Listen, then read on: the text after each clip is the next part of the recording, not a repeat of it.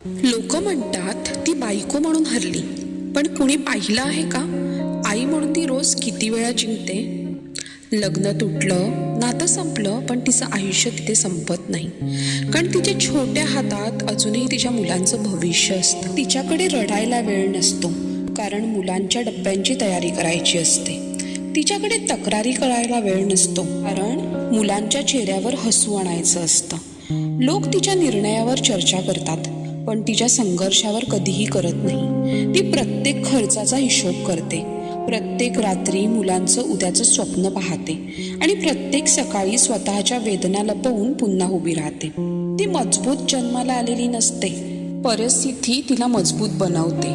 कधी कधी ती एकटी पडते, घाबरते, रडते, पण मुलाने आई म्हणून हाक मारली की ती पुन्हा नव्याने जगायला सुरुवात करते.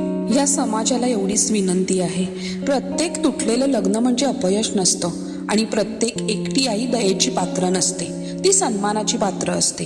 तिच्या आयुष्याचा न्याय करू नका, तिच्या धैर्याला सलाम करा.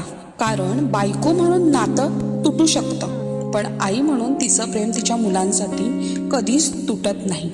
एवढंच होतं आजच्यासाठी. भेटूयात पुढच्या व्हिडिओमध्ये. तोपर्यंत बाय.